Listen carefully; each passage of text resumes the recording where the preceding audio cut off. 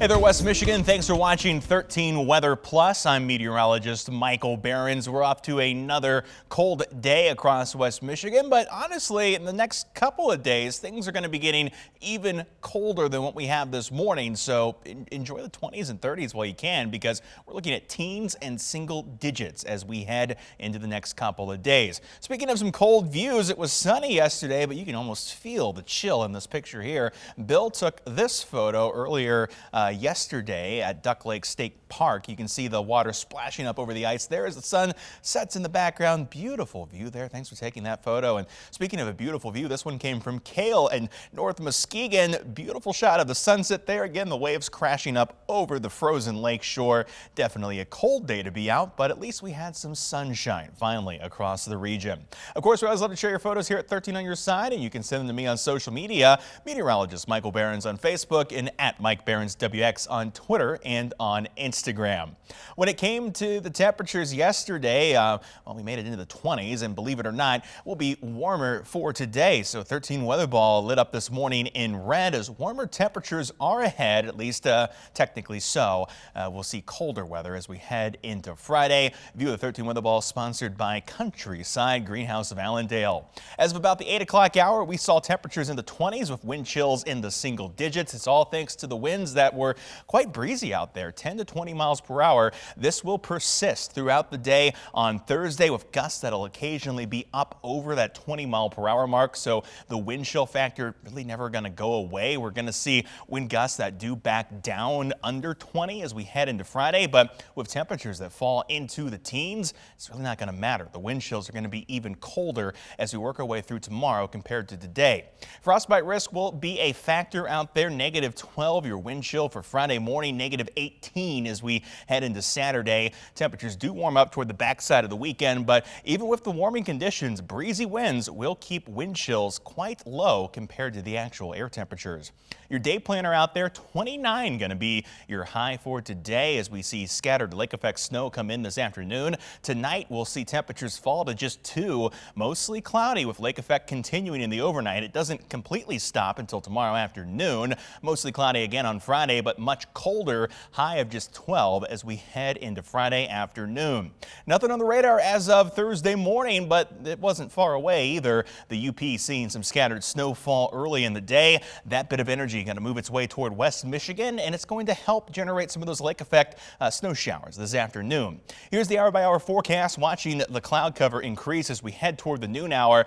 Snow showers come in for the afternoon. Scattered bands of lake effect pushing through West Michigan into Thursday evening. That continues as we head through the overnight. The heaviest bands likely to develop from Holland to the south down towards South Haven. That's where we could see a corridor along 196. So some pretty good snowfall rates before snow finally comes to an end as we head into Friday afternoon. But even then, it doesn't completely stop for long. Watch what happens as we head toward Friday night. Wind direction shifts over the lake, now flowing in from the southwest, and another little burst of lake effect comes across, this time the northern counties, as we head into early Saturday, and that one too could drop a little bit of snow accumulation. I would expect 1 to 2 along most of the lakeshore. Holland down to the south could get somewhere in the 3 to 4 plus range, about another inch that'll come to those northern counties from that second burst of lake effect snow. But then the weekend looking pretty quiet as southerly flow brings in much warmer temperatures.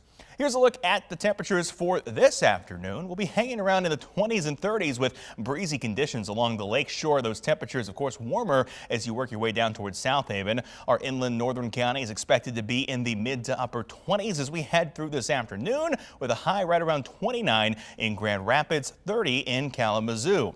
13 on your side, 10-day outlook. Temperatures will stay on the cool side as we head through the start of the weekend. Look at that low Friday morning, down to just 2 degrees, 12 for Friday afternoon. Even colder as we work our way into Friday night, early Saturday. Temperatures 0 to sub-zero across the region. We do start a warming trend, though, through the weekend and into early next week. Highs in the 40s by next Tuesday and Wednesday, when rain chances actually come back to the picture. And then from there on, back to an above average pattern to close out the 10-day.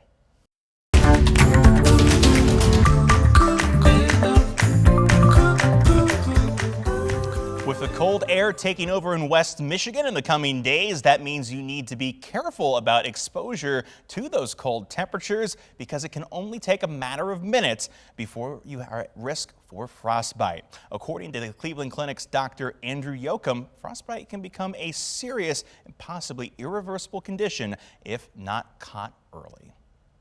Prevention is key in frostbite. You need to, first off, when you're going out into the environment, think very deliberately about what you're going to wear, what you need to protect from, or do you even need to go out? Frostbite can occur when the temperature falls below 31 degrees. The body tissues freeze, feeling like a cold burn. Painful prickling turns into a throbbing sensation and the nerves may go numb. This can cause permanent damage to the skin. Dr. Yoakum says exposed extremities are more at risk because they receive lower blood flow. He suggests dressing in layers and wearing good footwear to help protect the fingers and the toes. While everyone is susceptible to frostbite, the most at risk are those who work outside or may be more vulnerable, like the elderly or the very young. Kids are out, sled riding or playing in the snow. They're not thinking about frostbite. So at some point in time, you have to step in and say, okay, I think we've been out here long enough. We don't want to end up in that situation. Let's check you out, take a little break, warm up inside before, we go down that road. Dr. Yoakum says if you notice your skin becoming discolored, white hard, or leathery, get out of the cold quickly and begin passive rewarming. Here are some tips to know when you do that rewarming. Don't rub body parts together outside or try to heat them with a stove or hair dryer. Don't use a heating pad either. Some things that you should do, though, use a warm bath or a damp towel to help warm up exposed skin.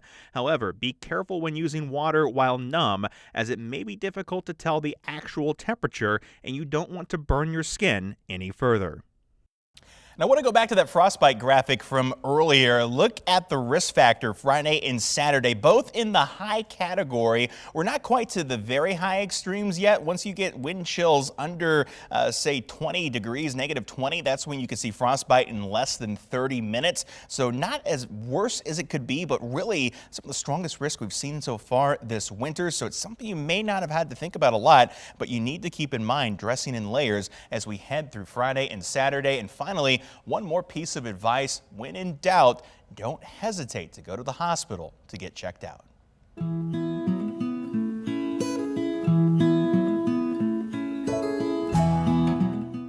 And today is Groundhog Day, and that means, for some reason, you all insist on trying to replace me with a rodent from Pennsylvania. However, some are asking if this tradition originated in America, or do the roots go deeper? Ariane Till has today's Verified. Ladies and gentlemen, Punxsutawney Phil! Groundhog Day, when Americans wait for Punxsutawney Phil to tell us if there will be 6 more weeks of winter or if spring will come early. So is this just an American tradition? Let's verify. Our sources are the Library of Congress, the Beltane Fire Society, a Scottish organization that seeks to educate the public on Celtic events, and the West Virginia Division of Natural Resources. The Library of Congress traces the origins of Groundhog Day across the pond to Ireland and Scotland, where back in the Neolithic era, about 6,000 years ago, they observed a pre-Christian Celtic celebration called Imach, which is still celebrated today. From February 1st through sundown on February 2nd, people wait for Cailleach, a mythical figure associated with the creation of weather. If Cailleach intended to make winter last a while longer, she would make the weather bright and sunny on Imach so that she could collect plenty of firewood. But if the weather was bad, that meant winter was almost over. Imach later morphed into a holiday called Candlemas, which, according to the Library of Congress, honored a similar belief, that a bright, sunshiny Candlemas day meant a longer winter. Germans added a badger to this weather prediction tradition, according to the West Virginia Division of Natural Resources. If it was sunny, the badger would cast a shadow, and that would indicate 6 more weeks of winter. Groundhogs, a species native to North America, became the animal of choice when Germans immigrated to western Pennsylvania. So we can verify, no. The weather predicting tradition of Groundhog Day did not originate in America. Its roots can be traced back to Europe during the Neolithic era between 4300 and 2000 BC. With your Verify, I'm Ariane Till.